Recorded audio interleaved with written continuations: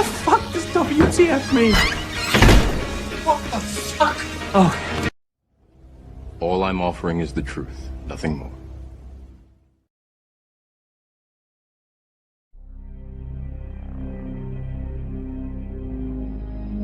The reality of UFOs visiting our planet is nothing new. Reports of UFOs or unidentified flying objects being seen in the sky have been occurring since the beginning of time. The recent onslaught of UFO reports seems to be a new beginning for some. There is the circle of knowledge that we have, and then there is, beyond that circle is the unknown. But not for the many people around the world who were already aware of the presence of these visitors. It's simply this: you're not alone, and you have never been alone.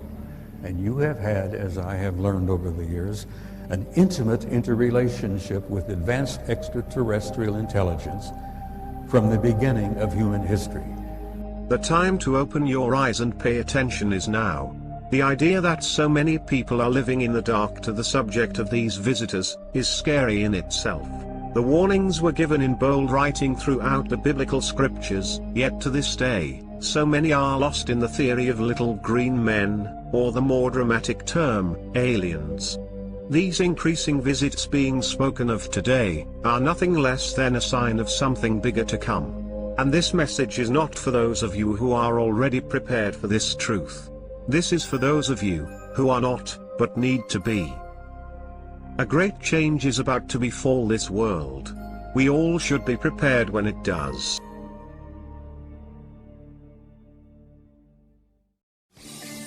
Welcome to the WTF Files.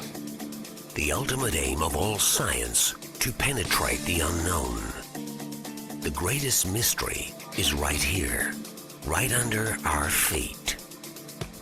These are the stories that will make you say, WTF.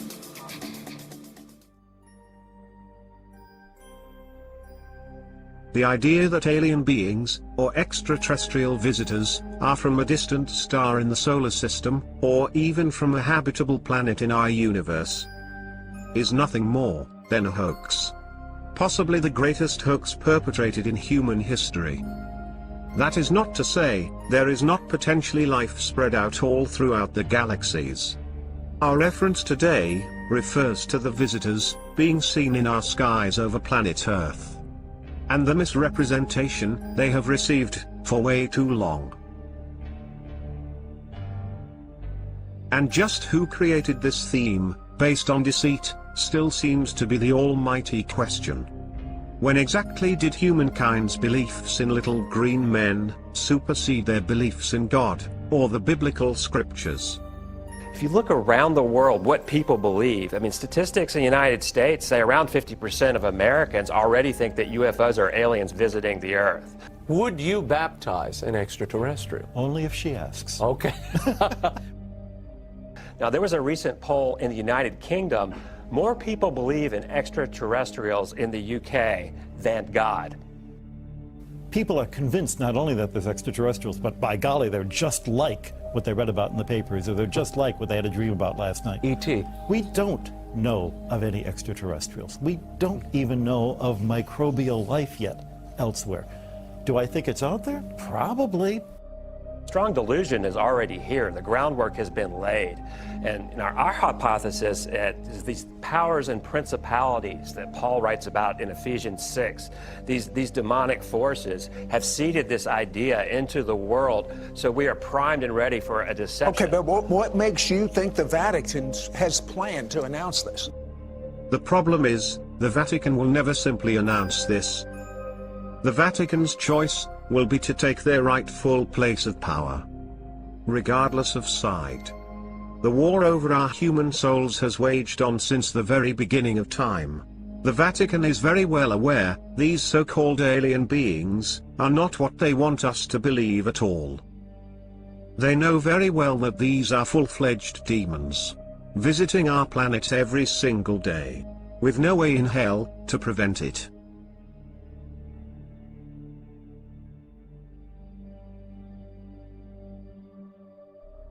So why would the Vatican, with all its vast wealth of ancient knowledge, choose to go along with the discussion of alien life, when they very well know that is not what people are seeing visiting this earth.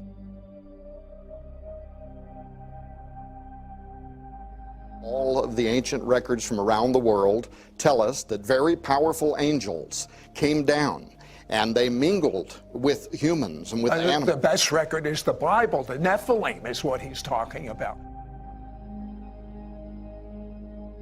When did reality and fantasy become one in the same?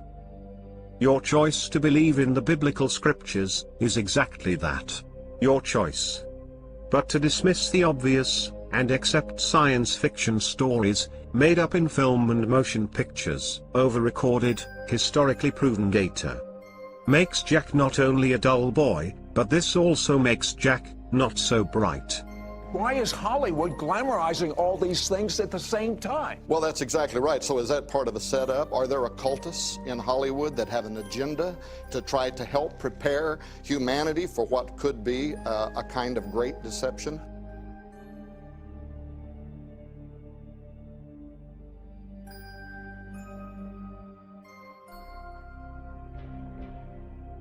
Now, as the Vatican has made it intellectually virtuous to believe in little green men, with even further reaching delusions of grandeur, that we now, as a proper race of beings, should welcome an alien invasion with open arms.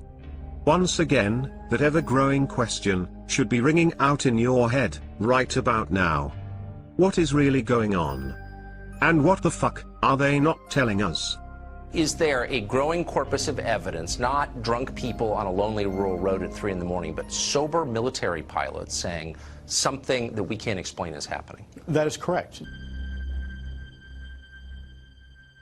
So, when did spiritual visitations, being either of good or of evil, become suddenly classified and accepted as unidentified events?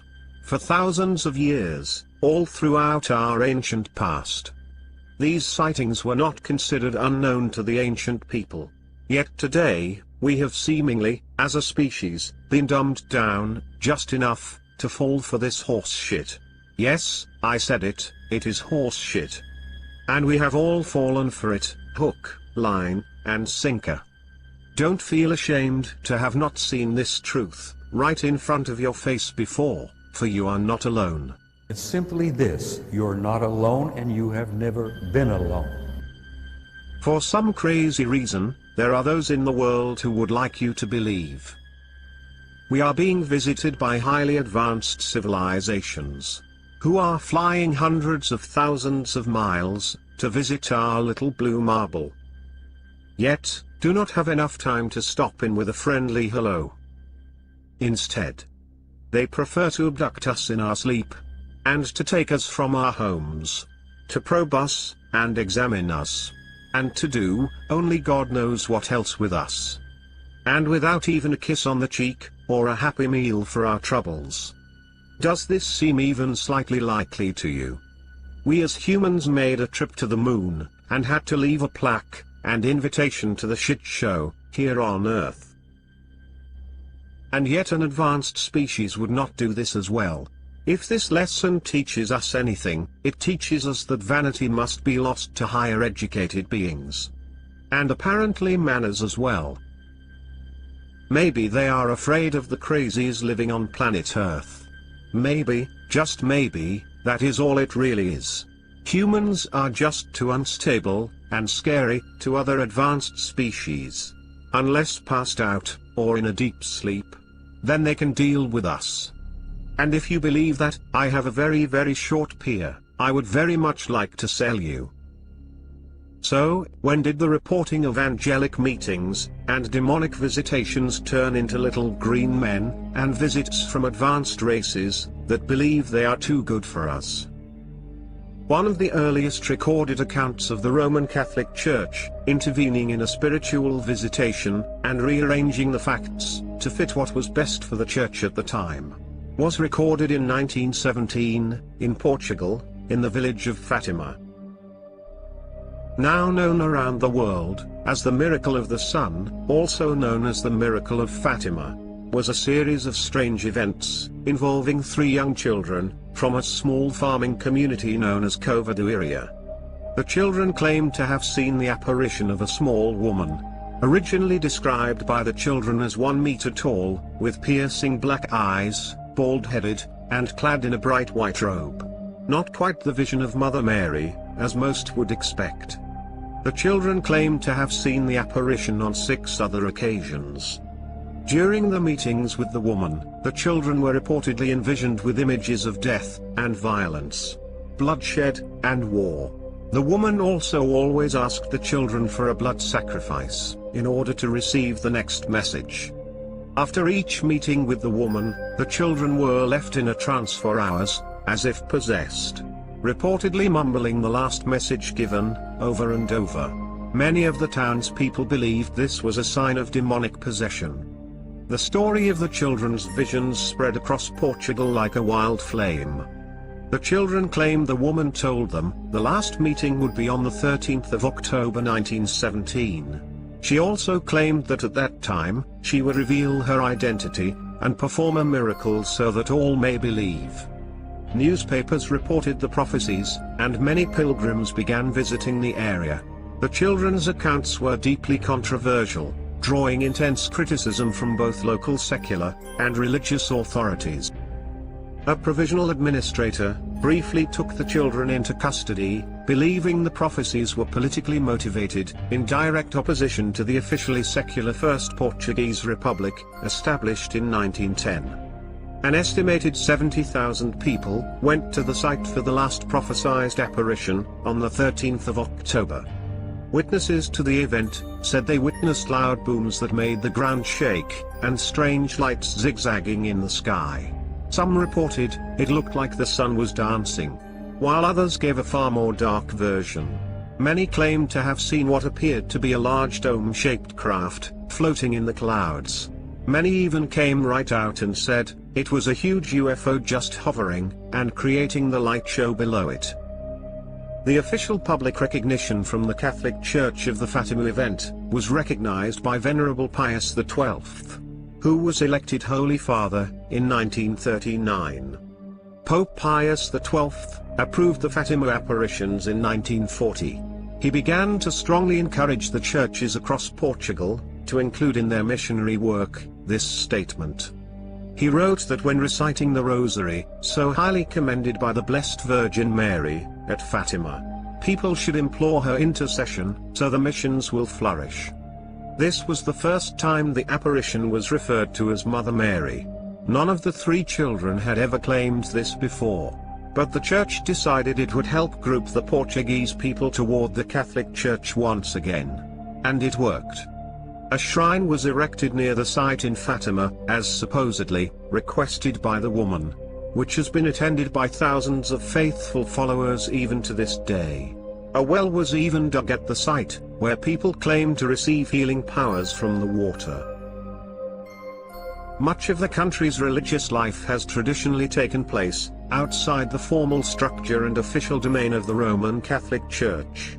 Several aspects of Portuguese folk religion are not approved by the official church, including witchcraft, magic, and sorcery.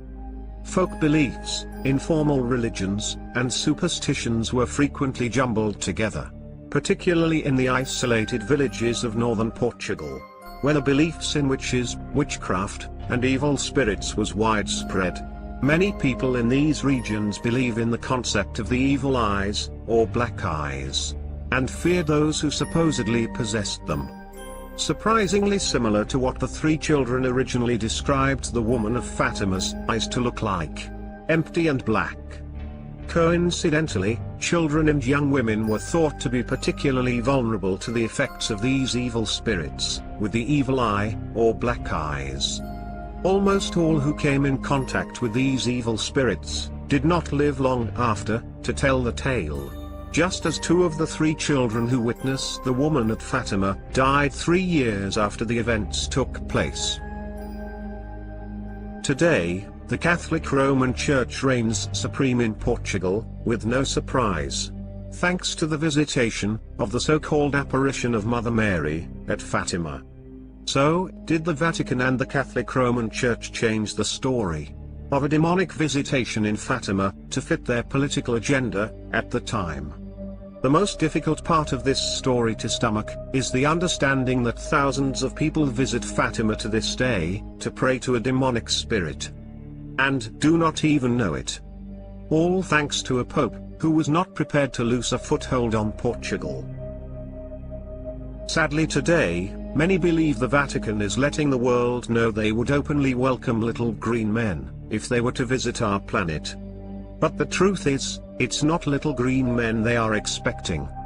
This planet is being visited by demonic spirits, and the Vatican is well aware of it. So next time you hear a story about UFOs, or alien beings visiting Earth, understand they are not visitors from a far-off galaxy, nor are they an advanced society, trekking thousands of miles to see what Earth looks like up close. They are nothing but demons, hunting for our human souls. Playing the same game they have been playing with humanity since the beginning of time.